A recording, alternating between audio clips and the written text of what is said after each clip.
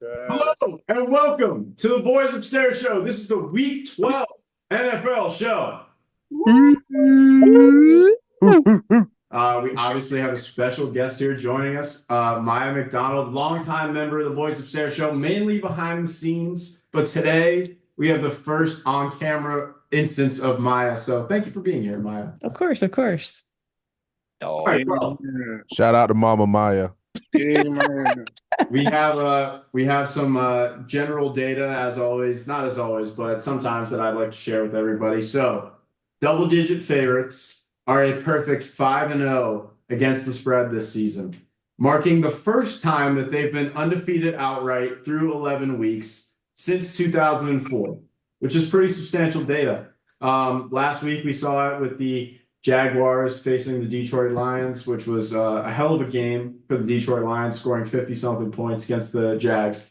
Some more data here. The Titans are 1-9 against the spread this season, which is the worst against the spread mark in the NFL. The worst against the spread record since 2007 through 11 weeks. So the Titans are not a great team to bet on against the spread this year. But with that being said, game one on the slate, 49ers going to Green Bay, Lambeau Field. Packers are -1.5. It's a pick 'em. Total is 48.5. This is a 425 game, and we'll give it to Sam. This is an interesting one. Two teams, and well, I would say normally with good records, but the Packers, yes, and the Niners, who have been underperforming a little bit, as we've seen. It seems that there's trouble in paradise a little bit. You heard some rumblings about Shanny. I don't think he's ever going to lose his job in San Francisco unless he wants to. And the Niners are coming off of a stunning loss, and 12 seconds left. Geno Smith running it in. So that's just a little preview from Sam, the expert here. I am the NFC North correspondent. The line here being +1.5 for the Niners is a testament to things not going their way this year, as they've been in a lot of games that they probably should have won and didn't, and that's not something the 49ers are used to. And the Packers have had plenty games this year, and it's not biased from me saying this, that they probably should have lost and ended up winning. So, and that's probably why the line is so close. And to correct Tommy, a pick'em would be a .5 spread, not a 1.5, but I'll forgive you. You know what I meant? Yeah, no, it's all in good fun. Um, what I think the key to this game or what the key to this game is going to be if the 49ers can get that run game back going, and if Jordan Love can avoid stupid mistakes. And their defense is actually very respectable this year. As I said earlier in the year in my blog about the NFC North, their turnover margin is great. They're ball hawks. They're aggressive on defense. So I think if the 49ers can get a little run game going, get McCaffrey back into a groove here, get him some touchdowns, start throwing him some screens, stop trying to make Brock Purdy not Brock Purdy. Let your guys do the work. And like I said earlier, I think they're getting punished a little bit for some bad luck earlier this year, and I don't think they should have lost that game to the Seahawks. But after a loss like that, I think Shanny's going to get his boys ready to play. They're going to come in and take over Lambeau. Give me Niners 1.5. I'm just trying to convince myself here. Thank you everyone for bearing with me not to take the Packers, but I don't see a world where the Niners don't come out of this game with a victory, especially after that. They're too good of a team. They have too much going for them. They're they've been too good, and I don't think the Packers are as good as everyone thinks they are. So there, I said it. So Niners +1.5, not touching the total. I'm going to agree with Sam here. I'm going to go ahead and take the Niners. I know a lot has been said about them, their win-loss record, how they're not playing up to their usual standard. And I feel like that has more to do with them and their health more than what's going on with anything else that's going on the field. They haven't been healthy at all this year from the beginning of the year to now. They haven't had all of their weapons available to them at the same time. They're just now getting McCaffrey back, and as they're getting McCaffrey back, they lost Kittle. From what I've seen, I think Kittle is going to play this week, so that's going to be a huge add-on for Brock Purdy. Another thing that I wanted to say quickly was that the ascension of Jawan Jennings is something that hasn't really been talked about in national media, but it's something that definitely needs to be talked about because that guy is turning into one of the top third down options in the league and he's very versatile. He could do it from the slot, he could do it from the X, he could do it from the Y. He's kind of like the I guess you would say the Debo Samuels of, receivers right now, because he's doing it from everywhere, every slot that a receiver has, and I'm very impressed with Jawan Jennings. So I'm going to take the Niners here. I hate to do this because last week we all were on the same page with the Chiefs, and that didn't work out in our favor. But I'm also going to take 49ers here. I think the 49ers need this game more. Packers are obviously 7-3, 49ers are 5-5. This has been an uncharacteristic season for the 49ers. Obviously, they were dealing with injuries with Christian McCaffrey for the majority of the year, but they have him back now. He's only going to get better as the year goes on. He gets more playing time under his belt. I have some data. I brought some data as always. 49ers are 3-9 straight up in their last 12 games played in Green Bay. As well, the over is 10-5 in the last 15 meetings between these two ball clubs. For those reasons, and because I just think that when it comes down to it, push comes to shove, the 49ers need this game more. And they have a great team on paper. They were in the Super Bowl last year in overtime. I'm going to take 49ers in the over. 49ers are 500 coming off a crucial division loss to Seattle, like Sam was talking about, and the Packers barely beat the Bears. So the Packers are maybe not as great as their record shows, and I think the 49ers need this game a lot. I believe in them still, even though they may be 500. 425 slot, I'm looking forward to this game. I'm going to take 49ers in the over. The 49ers are going to take this game. I originally came in here thinking that I was going to take the Packers is what I was planning on, but after doing a little bit more research, the Packers really don't do anything besides run the ball well, and that's like the 49ers' bread and butter on defense is stopping the run. They've been middle of the pack defensively, passing wise. I mean, a lot of it has to do with Jordan Love's injuries, but they're not anything special passing wise this year. They've been a really good run team. Last year, it was a pretty high scoring game, 45 for a playoff game. And this year, I feel like it's going to be even more high scoring, less high stakes. Like I said, Jordan Love in another year. I feel like the 49ers are just starting to come into their own. They really got to make a playoff push now. So, with McCaffrey back, I feel like their offense is opening up a little bit every week that he plays. And I don't see the Packers have been they've been winning, but they haven't been winning very convincingly. They only beat, I think it was the Jaguars by like 3 points the other week. They barely beat the Bears last week. They really weren't supposed to beat the Bears if that field goal didn't get blocked. Then we're talking about them losing to the Bears. They got blown out by the Lions. So they've been winning. They're a good team, but it hasn't been convincing by any means at all. And they beat the Texans by 2 a couple weeks ago. Their last convincing win was the Cardinals like 5 weeks ago. So I think they've been kind of scraping by. I don't think they're going to be able to scrape by against the desperate 49ers. So 49ers in the over. I think the 49ers are going to get mopped here. The Seahawks, they didn't have a bad game. DK had 70 yards, and then JSN, I want to say he had like 100 yards or something like that. So we already know how the Packers receivers get. Christian Watson, Jaden Reed, they just get open for no fucking reason at all. They're going to get down the field. They're going to get randomly open, and there's 3 people on that team that are capable of getting 150 plus receiving yards. So it's probably not going to be any much different for the 49ers this game. The run defense is probably going to suffer without Bosa and Givens and Greenlaw and other defenders. So the Packers should honestly just control this whole entire game. They should be able to run the ball, throw the ball, whatever way they want to. So Packers spread. And I'm going to take the under on this game. I think this game's going to be a little bit of a shootout. You got a 49ers team that needs the win in the worst way. And you have a kind of weakened defense on the 49ers side as well. So I think it's going to be a double-edged sword in that regard. But I think it's kind of make or break time for the 49ers. They've got all the excuses, but, at this point, they kind of have the team that they have. And at this point, if you're going to make a playoff run, this is kind of where you have to start developing the momentum. We're kind of coming down to the wire, not quite yet. It could be underperforming, but at the same time, they are still a talented team. They're going to put up some points. Give me 49ers plus 1.5 in the over. I was going to take the 49ers until everybody started taking the 49ers. So I'm going to go Packers. I don't have much to say about them. I'm going to go with Cam and what he said. And I've always really liked their little cheese hats. So Packers. Yeah, Mario knows ball. You're going to make Sam throw up. I'm throwing up. You're gonna I'm make gonna Sam go proud. for the 49ers, but I play with the Seahawks in Madden, so it would be kind of a diss to go with the 49ers. So Packers. Maya knows ball. That was a I do great. know ball. Thank you. I'm gonna buy a cheesehead right now. Seahawks, Niners, no. Packers, Lions, no. Niners, not. Lock it the fuck Packers, in, bro. Packers, Niners, Packers, Niners, Packers, Niners. Cardinals, Packers expert Sean. Um, yeah, so I think we have to accept the fact that these good teams like the Bengals, the Niners, the Browns, Sean, like can you sit down before you start this? Because it's gonna make anybody. Did you just say good teams like the Bengals, Niners, and Browns? well, let me finish. Yeah, you didn't. He was cooking. I was seeing where you was going. He's Those cooking with the teams, salt. I saw the vision. I saw the vision.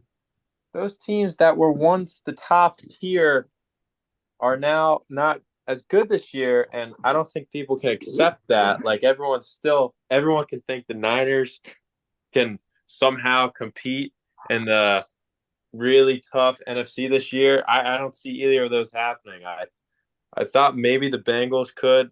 They won last week, but they lost, so they're out. And Niners 5-5 or 5-6 or whatever, they're out. So give me the Packers. They're both one. Sean's dropping the hammer. All right. Well, with that, game 2 on slate. It's the Harbaugh Bowl. Highly anticipated matchup here between two teams in the AFC who are looking pretty good this year. One team who just came off a big loss, big divisional loss to the Pittsburgh Steelers last week, and one team who just came off a big conference win against the desperate Cincinnati Bengals. We have the Ravens going to LA. Chargers are +3, Ravens are -3 on the road. Totals 46.5, and we'll give it to our AFC North correspondent and Ravens fan, Nickson. Like Tommy already mentioned, man. Nickson, what happened? Chris Yeah. Boswell outscored the MVP. How does Boswell outscore the MVP? Because Mike Tomlin did magical voodoo and made the Ravens look like shit again. I don't know. It's just It's that it Matt gets so- LaFleur shit when he plays the Bears. It's the same, it's just like same thing. it's like how the They'll fuck find you a know, way. Even look- if they don't deserve it, they find a way. you look at a team like us who's been playing amazing football, especially on the offensive side of the ball for the last 11 weeks. And then we come into a divisional matchup where it's basically a must-win situation against the Steelers to gain control of the North.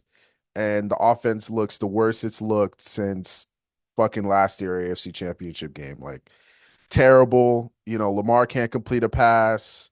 Fucking guys fumbling all over the place. It just looked like I don't know what the heck was going on there. But, you know, we have to move on because at the end of the day, we got to still we're gonna see the Steelers again, so we're gonna have another shot at it, but we have to continue to find ways to rack up wins to catch up now because we're a game behind. That's just you know that's what has to be the mindset moving forward. Now to go back to this game, the Harbaugh Bowl, as Tommy pointed it out, as both Jim and John are coaching against each other. Look. There's a lot of familiarity between the teams. They have a lot of the players that played for both organizations. Guys like J.K. Dobbins, Hayden Hurst, Gus Edwards. You know what I'm saying? Greg Roman, the offensive coordinator for the Chargers. He was also the offensive coordinator for the Ravens a couple years ago. So there's a lot of familiarity there, and I kind of think that plays to the Ravens' advantage because you have guys that you had in your building. You understand like what their strengths and weaknesses are. You understand the strengths and weakness, obviously, of Greg Roman's offense because you were running the fucking shit for 4 years. And let's be honest, guys, it's terrible. I know Herbert's making it work, but that's just because Herbert is a great player. And it's the same thing that happened with Lamar. Lamar made it work because Lamar is just a great player. The offense itself, very simple passing schemes. It sucks. It's terrible. And it's not going to work in the playoffs. And I don't think even with this depleted, well, not anymore. I will say this. The one bright spot that we did have against the Steelers, and I think Tommy will attest to it. How good did our secondary look, Tommy? Be honest. No, they look good, and I think that this is something that people are overlooking when they talk about the Ravens are the worst pass defense in the NFL. When you're up in games, then obviously the other team is going to have to throw the ball more, which means your pass defense is going to allow more yards, more touchdowns, stuff like that. So I think that plays into it in terms of like you're going to have to be on pass defense more if you're up in games. So like you have Kyle Hamilton, maybe the best safety in the NFL. Like Marlon Humphreys, despite what Cam may think, still a good cornerback in the NFL. So I agree with you. Yeah. So and there's two guys that you didn't mention are Darius Washington, who's our new starting free safety, who's replacing Eddie Jackson and Marcus Williams, who have been awful this year, played great. We have our young rookie corner, Nate Wiggins, who played great last week. In his few reps against George Pickens, he didn't have a target. And I think PFF graded him at like an 83 with like letting up a quarterback rating of like 56 or something. So I'm really excited for Nate Wiggins as he gets more reps. Um, all that being said, you guys know who I'm going to pick, man. I think the Ravens are going to win. Like I said, I'm kind of picking that because the familiarity we have with the guys in their locker room, the familiarity we have with their scheme, being that Greg Roman was also our offensive coordinator, and it's going to be hard fought. I would advise the under as well. But I'm not going to take it. I'm just going to take the Ravens spread, but I would advise the under too. First of all, I'm gonna take the over here. Ooh. Um, I think that's a lock. I might have taken that as my lock if we weren't picking the game, and I think last week is a good indicator of it because the Bengals, as everyone knows, they're kind of a mess right now, but they've got a really good offense, and especially with that Burrow Chase connection, I mean they're really hard to stop. And I kind of thought I was interested to see what was going to happen, seeing that hey, the Chargers this whole year have made their bread and butter on defense, and you haven't really seen until last week, I guess, kind of the Justin Herbert that everyone's been selling. Everyone's been selling you of that he's a gunslinger and he's gonna go out and just pound or just beat you through the air for the entire game, and that's how the Chargers are gonna beat you. Kind of strayed away from that this year, as I said last week with. They've been going to the run game a lot, been playing a lot of tough defense, holding teams to low scores, really kind of just playing like a ground and pound, gritty brand of football. But last week, or I shouldn't say last week, on Sunday night, you saw it was a little bit different. Their defense got diced up by, at least in the second half, by Joe Burrow and the boys, and their offense kind of came back to play. And I don't know after last week if the Ravens are still ranked number one, but the Ravens are probably the best offense probably the best offense in the AFC right now. Um, and so I think at this point, it's going to be tough for the Chargers to stop them from scoring a lot. And it's not a divisional game like the Steelers. As you said, there's a lot of special stuff that comes in those long-term rivalries with like Bears, Packers, you said it, and whatnot. It's anything can happen, but I think the Ravens are in a phenomenal offense. So I don't think the Chargers are going to go and attack this game of we're going to shut down their offense and run the ball the entire time. So I think it's going to come down to who can score more points. Year 2024, a lot of shit has happened, but I just really don't see the Chargers coming out of this game 8-3. So I'm going to go Ravens in the over. I'm going Nets right because I'm just honestly agree with Sam here. The Chargers are due for a reality check, and honestly, that reality check is already hit for them. They're currently 7-3. All three of their losses are from the Steelers, Chiefs, and the Cardinals, which is debatably a team you shouldn't lose to the Cardinals. But their Cardinals wins, are good. they are good. I'll give them that. That is a sneaky team that you could lose to. But the wins are the Raiders, the Panthers, the Broncos, the Saints, the Browns, the Titans, and the Bengals, which are also a decent team. But with that being said, they kind of already have the note written on their season that we can't beat decent or above average teams. Hence the fact that they lost to the Cardinals, the Chiefs, and the Steelers. So I don't think this game is going to be any different. The Bengals are just abysmal on defense. You can kind of just do whatever you want to them. So any team can honestly beat the Bengals and potentially outscore them. So I think the Ravens will put up a little bit more resistance. They'll probably put an end to the pass game, I want to say. I don't know what the Ravens can do on defense at this point. It's kind of like a little bit inconsistent, but I think they'll put some type of restraint to it and outscore them. So Ravens spread. Being better than expectation doesn't necessarily make you a good team. Just because the Chargers are, like 7-3 or whatever, and that was better than people expected, that does not make them a Super Bowl contender, like a legit threat. I think they could be good in a couple years, but being better than expected, if you're expected to win 3 or 4 games and you win 7 or 8, that doesn't necessarily make you a contender. That just means you were better than expectation. So the Ravens are a Super Bowl contender. That's what an actual Super Bowl contender looks like. The Chargers are still kind of a rebuilding team. Ooh. They got rid of a lot of talent to make some culture, to reshape the way they play. They weren't necessarily like a Super Bowl team that people looked at this year. And I still think that that's the case.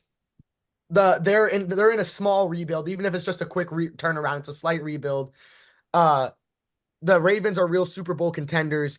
They're a way better football team. The Ravens have been showing why they deserve to be back in the AFC Championship all year. I just don't think the Chargers are going to be able to do it. I said it last week. They played a pretty bad schedule. I will give them props for beating their first real test of the year and beating the Bengals, but the Bengals defense has always been bad, and they did almost blow like a 3-touchdown lead, and it came down to the McPherson missing 2 field goals, and they might have lost if that didn't happen. So they barely beat their first test of the year, and all their other games have been terrible. This is a real team they're playing, and I don't think that even though it's the Harbaugh Bowl, I don't think they really stand much of a chance. However, I will take the over. They convinced me last week. I took the under. And they played a pretty good offensive game. They put up some points. Dobbins played good. But the fact that this is the 3-point spread just because they beat the Bengals last week, I don't think that makes sense at all. So I think the Ravens easily come away in the Harbaugh Bowl, and I will be taking the over. I think this is going to be an absolute game of execution. And yes, the Ravens are going to be labeled as contenders because of how talented their roster is. But at the same time, their level of execution relative to how talented they are is just not high enough. If they were a contender, yes, they also did drop to the Chiefs and the Steelers. That offense is too good to be not executed. I don't have the stats to back this up, but their offensive penalty yardage is handcuffing their offense in games where it needs to be They're flawless. number one. They're number one in penalties and penalty yards. Yes, and if you've ever played on a sports team that's as talented relative to the competition as this Ravens team is, that's all you focus on in practice is execution. You have the athletes, you have the star power, you just need to go out and execute. And the fact that hasn't been the focus is kind of disgusting. You have Lamar Jackson and Derrick Henry. Just go out and execute. You're giving up 70-plus offensive penalty yards in a single game. You should be running through teams. But at the same time, what is going on at practice? Seriously, you have he's an MVP quarterback and the best running back, arguably, in the league, and you're not executing. You're giving up penalty yards. Get the offensive line together. Get the formations right. It's just that simple. I don't know why they haven't gotten that down and why somebody hasn't made a point of that. It's way too late in the season to still be having those levels of execution that just aren't working.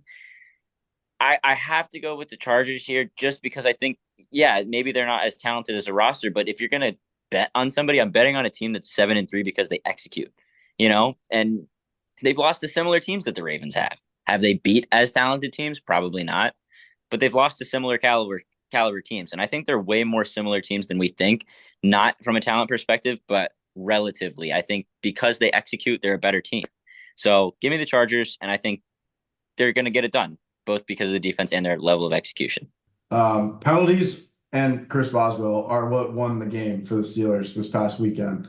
And I also think that it's important to say that I feel like when the Ravens play the game that they should play, like how they played against the Bills, they beat the shit out of good teams. So it's not like they can't do it. It's just that they don't do it sometimes. And I remember a few weeks back when Nickson was on his "we need to fire John Harbaugh" 20-minute take. And so, they aren't necessarily, and we've seen in the playoffs the last couple of years, they don't live up to the expectations that they should be playing towards. But I'm going to take them in this game because I think that at the end of the day, despite the fact that they got the win last week against the desperate Cincinnati Bengals, the Chargers are the Chargers. And until proven otherwise, I'm going to stay on that frame of mind.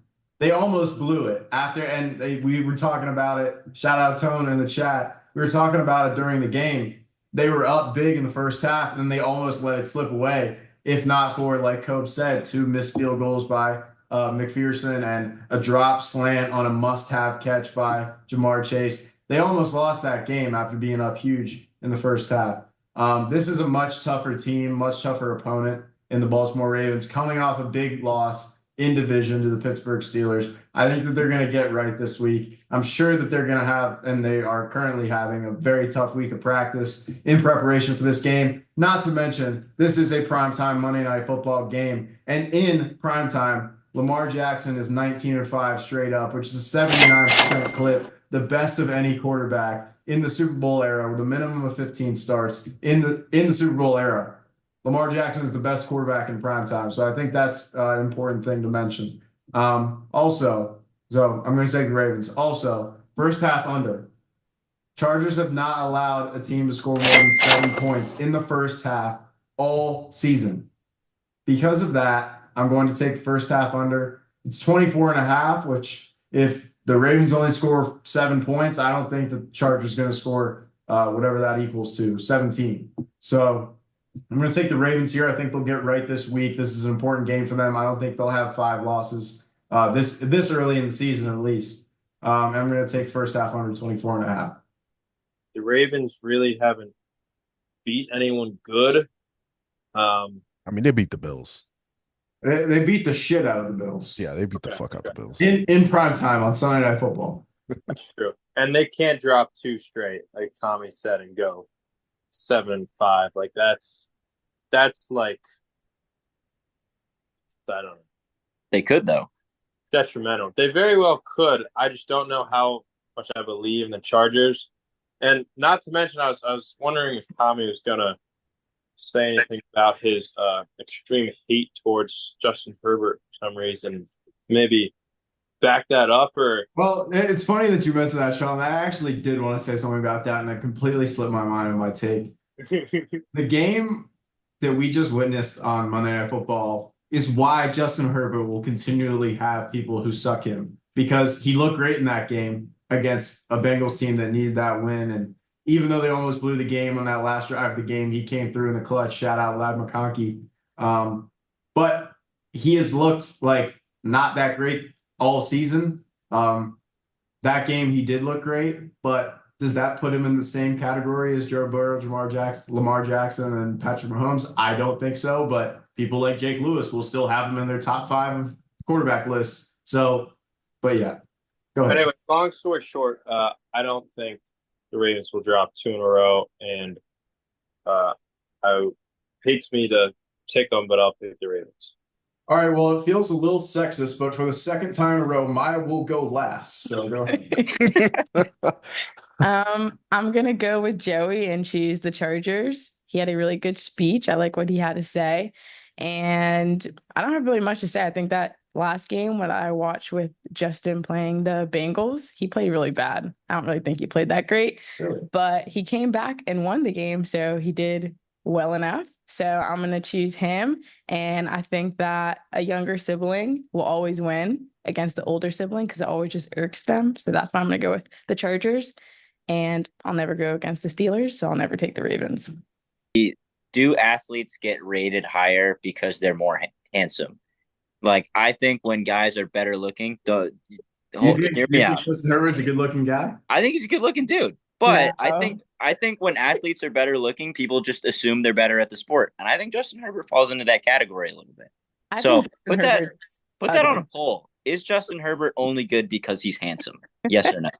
I think it has more to do with like Justin Herbert passes the handsome. visual test. Like he's Right. 6'6", he's big. Got the long hair. He has like a really ugly fucking face. Like, I don't think Justin is cute at all. If anything, I'd choose Lamar Jackson. I think he's better looking. Sorry. Damn. Yeah. Jesus Christ.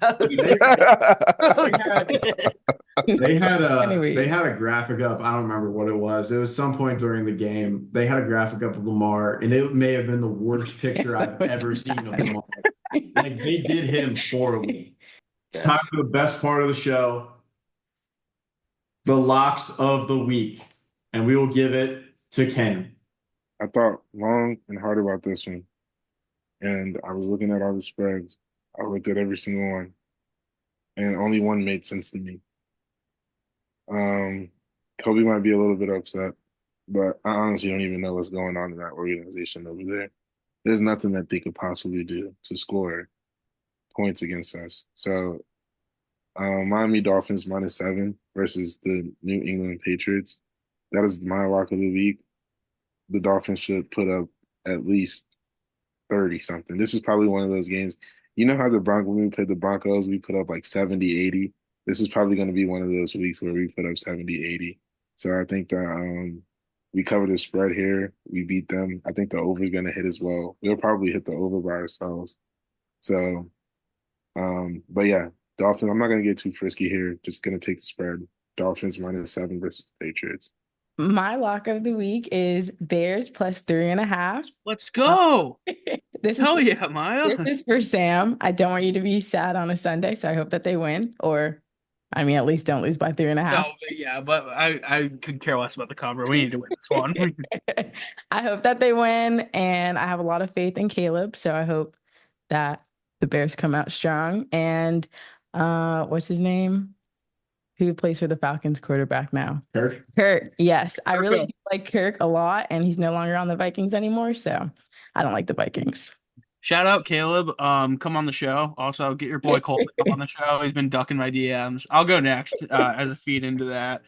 But for my lock of the week, actually, I'm going to pander to Cobe here. I'm going to go with the New England Patriots +7.5 against the Miami Dolphins, as this is a divisional matchup, and 7.5 in a divisional matchup. Like I said, I've been saying since I got on the show, that's a lot of fucking points. And Dolphins have always played the Patriots close. That's always been a good little divisional rivalry they've had going there. And the Patriots, last couple of weeks, they went and beat the shit out of my boys in their own barn in Soldier Field, and that's not an easy place to play. And come in and take down a team, even though, I mean, I'm not gonna talk about them, but what's it called? So the Patriots are on a little bit of a heater here. Not a heater, I wouldn't say, because they lost last week, but they put up a really good fight against the Rams with Puka Nacua and Cooper Kupp healthy. Lost by 6, 28-22. Drake May looks pretty good. I like the way he's playing. Dude's kind of a warrior. He runs the ball. He's throwing the ball well. He's making some dumb rookie mistakes and some college level plays that aren't working out, but I can give him some time to grow. He'll be all right. And this Miami team, they've got Tua back, so their offense has found a little bit of a groove again. A-Chain's really good. Tyreek Hill's starting to find something again. But it kind of seems like they're in this little thing of, let's kind of ride this out and then get healthy, load up a little bit, and then try again next year. They're not in win. There doesn't seem to be a lot of urgency in Miami right now to catch big wins, and they don't look in any sense of the word a wagon. So, and the Patriots look like a pretty respectable team right now, and they've surprised a couple teams. I wouldn't say it's crazy. I could say not really in the season anymore, but yeah. So I'm gonna go with the Patriots here. I think they cover 7.5. I think that's gonna be a close one. Yeah. So Tommy mentioned statistic in the beginning of the show that double-digit favorites were undefeated this year. And that tags along with my pick because I'm going to go ahead and take the Commanders -10 against the Cowboys. The Cowboys are terrible. The Commanders are coming off a bye. Jaden Daniels is probably going to be healthy now because, you know, he had a little injury on his rib. So he's probably going to feel a little bit better now that he had a week off. And yeah, the Cowboys suck. So Commanders -10. Nickson, is that game in DC or is it in Dallas? It's in DC, I believe. Okay. I just wanted to I know everybody has seen this Instagram post, but the fact that the Cowboys are the only professional sports team across all 4 major sports leagues that have not won a game at home in 2024, unbelievable. Yeah, and their stadium is falling apart. And that. Just like their team. All right, but I'll jump in here. So last week, my lock of the week, I took the New England Patriots to not cover against the Los Angeles Rams. I thought that there was a little bit of a disrespectful spread to the Los Angeles Rams. It was 4.5, I believe, and they covered that. It was a close game. The Rams did cover, but like I forget who was just talking about Sam talking about the Patriots. They have surprised some teams this year. This week the Rams are playing the Philadelphia Eagles, who I believe are one of the top 5, maybe top 6 best teams in the NFL this year. Top 2 in the NFC behind only the Detroit Lions. They are on the road this week. This is Sunday Night Football in Los Angeles. It's only 2.5 points. I think the Eagles are definitely better than 2.5 points against this Los Angeles Rams team. And it's been a common theme of mine this year to take teams who I think are better than what the spread shows. Maybe Vegas is right, but I've been right more times than not this year on this. I've got some data here, obviously. Eagles are 7-0 this season when A.J. Brown is on the field. He will be on the field this week. Saquon leads the league in NFL rushing yards, and he is in MVP conversations. And Hurts has been playing well. The Eagles have had more days of rest this week than the Rams have, as they played on Thursday night last week. The Rams narrowly beat the Patriots, like I was talking about. The Rams can't lose this game, but I think that the Eagles will definitely cover 4.5. I think the Eagles are hearing all of the noise about how they should have more wins than they do, even though they're 8-2. Somehow people still don't believe in them. And I think that they're going to take care of business here on the road in Los Angeles. Probably be more Philly fans there than Rams fans. And the Ravens are playing the Eagles the week after this. So the Eagles probably are aware of that. And they know that they need to win this game so they don't possibly drop 2 in a row if they lose to the Ravens the following week. And this is important for the Eagles in their division race with Washington. They're up right now, but Washington is still a great team. And so they don't want to get in trouble there. So I'm going to take the Eagles -2.5 as my lock of the week. So I got burnt on this last time because I didn't know how locks of the week work, and I picked somebody that was minus odds. So my bad on that. To counter that, I have no idea what the odds are on this. However, I'm going to give a shout out to my guy Austin Eckler. I might be a guest of the podcast, but I'm going to go Austin Eckler open invite for my financially literate athletes. I agree with you on that. For anybody that's watching this podcast that has their Instagram feed that's half financial advice and half sports betting, this one is for you. I'm going to go Austin Eckler 2 touchdowns this week. That might be the coldest take of all time, and Austin Eckler is all over my finance YouTube page. So if Austin Eckler sees this, no, I am not betting money on this because that would be irresponsible to put money on this. However, that is my boy. So if you do see this, Austin Eckler, I am being responsible with my money, and I'm not betting on you to score 2 touchdowns. However, I'm advising other people to do it. So if it does happen, congratulations to anybody that bets on Austin Eckler, 2-time touchdown scorer this week. Lock it in. Austin Eckler did score 2 touchdowns against Pittsburgh Steelers a couple weeks ago when we were there in person. That is the man. That's the go. However, B-Rob did not play in that game. B-Rob is back now, so for what that's worth. But that's fine. Keep it rolling. Keep it rolling, and shout out to my short kings. Financially literate short athletes. It's a very niche bucket that we're calling out to here, but lock of the week. I have a bad time going for these like kind of games that look really promising and they don't work, but I don't know how this is so I don't know what I'm saying. The Bucs are -5 to the Giants, who are playing their third string quarterback, Danny DeVito. I don't know how to line it that.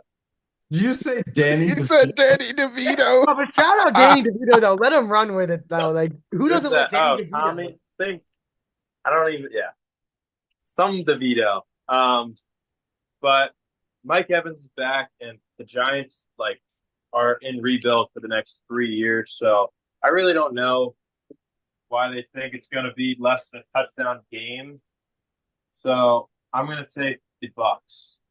We were talking about big spreads, and the king of big spreads this season has been none other than my lock of the week, the Detroit Lions. The Lions are -7 against the Colts. The Lions have won 5 of their 9 games, the 9 wins that they have by more than double digits or more. They've won 6 of their games by at least 7, and the 3 games that they won that were less than 7 were against the Texans, the Vikings, and the Rams. So 3 pretty formidable opponents that they only beat by a few points. The Colts, they haven't looked good all year. I know AR came back, but all he did was they came back against the Jets and won by 1 point. I mean, the Patriots did that same thing. Are the Patriots good now? No. So the Colts, they barely beat the Jets, who are a dumpster fire, who just fired everybody in their organization literally yesterday. So shout out to them for beating them. But their 1 point win after being down like 12 does not mean anything in my book. I don't think that they're going to come within 2-3 scores of the Lions. The Lions are hot. They stay hot. They might be the best offense in football. Shout out to Monra for hitting me raw dog from the back in fantasy this week. And I really think that he did too much to me this week. He did too many dirty things to me this week. But yeah, I think the Lions are going to win this game easily. Colts are not good. They haven't been good. AR completes like 7 or 8 passes a game. They beat the Jets by 1. It doesn't mean anything.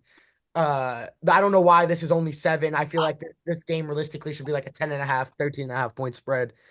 I don't know what the Colts have shown this season that are like, we need to be a 7-point dog against the Lions. I mean, Joe Flacco didn't even look good this year, and that's hard. So I think that Lions -7 is definitely the lock of the week. All right. Well, hey, thanks for joining us, everybody. Thanks for being here, Maya and Joe as well, special guests of the program. We'll be back next week, the week 13 NFL show. And I said it last week, I'll continue to say it. We've only got a couple more weeks of ball here left in the regular season. So appreciate it while we have it. Like and subscribe, tell your friends, and thanks for watching.